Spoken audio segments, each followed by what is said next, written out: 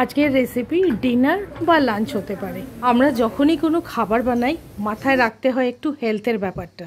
তো সেই ভেবে আজকে বানাবো মশলা চানা এবং তার সাথে পরোটা বানাবো, কিন্তু পরোটাটা আমি তেলে ভাজবো না, ড্রাই পরোটা। খুব নরম পরোটা, একদিন দেড় দিন রাখলেও সেটা কোনো সময় শক্ত হবে না, নরমই থাকবে।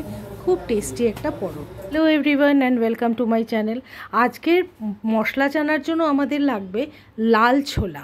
তো আমি নেব এখানে 3/4 কাপ লাল ছোলা, আর নেব কাবলি চানা তার সাথে 1/4 কাপও নেওয়া যেতে পারে, আমি এখানে আরেকটু বেশি নিয়েছি। এবার এই ছোলাটাকে খুব ভালো করে আমাদেরকে ধুয়ে নিতে হবে। ধুয়ে ভালো করে জল দিয়ে এটাকে অ্যাটলিস্ট 8 থেকে 10 ঘন্টা ভিজিয়ে রাখতে হবে। তো এই ছোলাটাকে আমি 8 থেকে 10 ঘন্টা ভিজিয়ে নেব।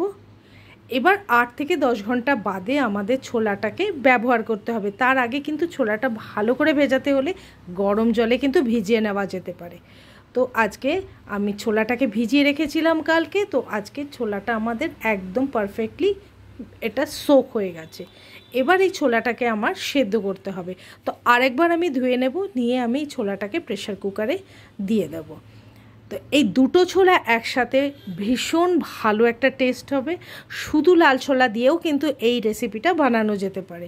এর মধ্যে দিয়ে দেব 1 চামচ নুন, 1 চামচ হলুদ দেব, এর সাথে একটা তেজপাতা, তার সাথে 2টো বড় এলাচ দেব, আর দেব জল। জলটা আমরা বেশ ছোলাটাকে যেন ডুবে যায় ছোলাটা, সেরকম জল আমরা এর মধ্যে দেব। দিয়ে এবার আমরা এটাকে 4টে থেকে 5টা হুইসেল পর্যন্ত আমরা এটাকে ফোটাবো এবং প্রেশারটা অটোমেটিক্যালি রিলিজ হওয়ার জন্য রেখে দেব।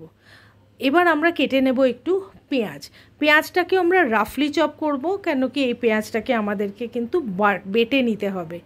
তার সাথে আমরা একটুখানি আদাও চপ করে নেব। এবার আমরা একটা ব্লেন্ডারে আদা, পেঁয়াজ, তার সাথে নেব রসুন কিছু।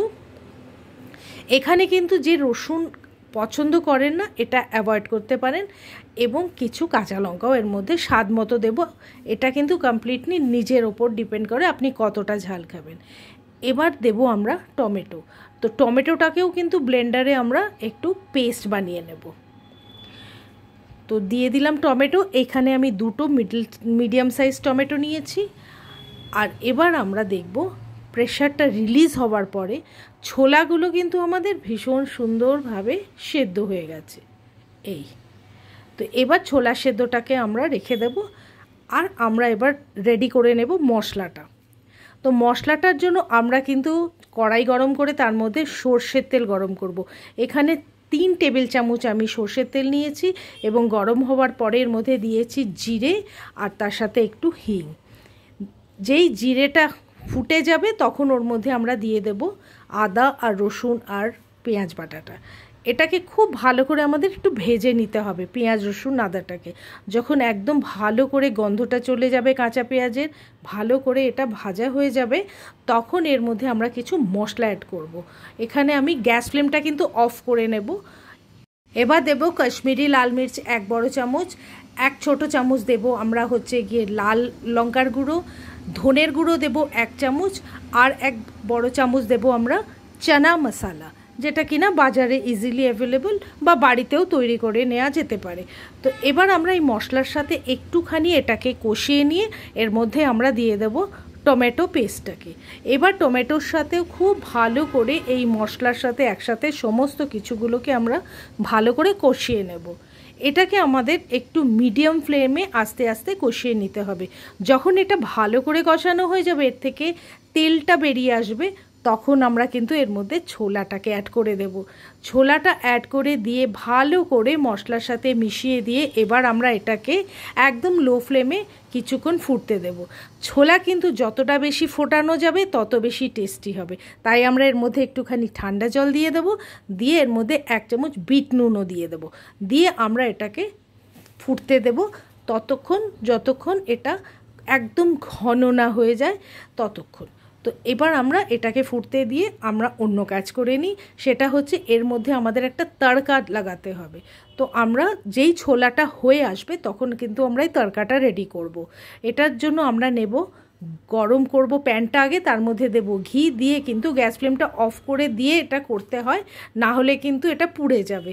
তো আমি এখানে দিয়েছি আদা আর কাঁচা লঙ্কার সাথে একটু আছে, আর দিয়েছি আমি কাসুরি মেথি। আপনারা কিন্তু এর মধ্যে রসুনও দিতে পারেন যে পছন্দ করেন। দিয়ে এবার এটা আমরা তড়কাটা এর মধ্যে মিশিয়ে দেবো ছোলার মধ্যে, আর ওপর দিয়ে দেবো ধনে পাতা কুচি। দুর্দান্ত স্বাদের এই চানার মশলাটা খেতে পরোটার সাথে দারুণ। এবার আমরা বানাবো পরোটা। পরোটার জন্য আমি নিয়েছি এখানে 2 কাপ আটা। তো আপনি চাইলে এখানে পরোটার জন্য আটা ময়দা মিক্স করেও নিতে পারেন, বা শুধু পরোটা ময়দারও বানানো যেতে পারে। তো নুন দিয়েছি, আর এর মধ্যে কিছু দেবো না, দিয়ে জল দিয়ে একটা আমরা সফট একটা আটা রেডি করে নেব, ডো। তো এবার জল দিয়ে আমরা আটাটাকে মেখে নিলাম। এবার আমরা বানাবো এটা দিয়ে পরোটা। তো যেরকম আমরা রুটি বেলি ওরকম করে একটা রুটি আমাদেরকে বড় মতো বেলে নিতে হবে। এইভাবে আমরা রুটি একটা যেরকম বেলা হয় আটা দিয়ে, সেইভাবে একটা রুটি বেলে নেব আগে।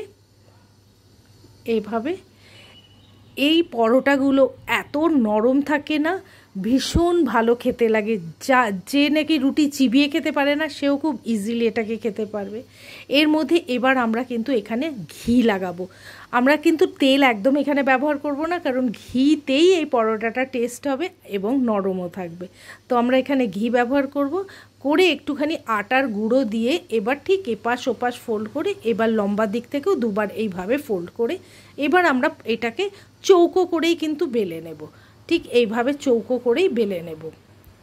এই পরোটাটা যখন খাওয়ার সময় এত সুন্দর একটা ঘিয়ের আমাদের স্মেল বেরোবে, ঘ্রাণ বেরোবে, আর রুটিটা পরোটা তো খুবই নরম হবে।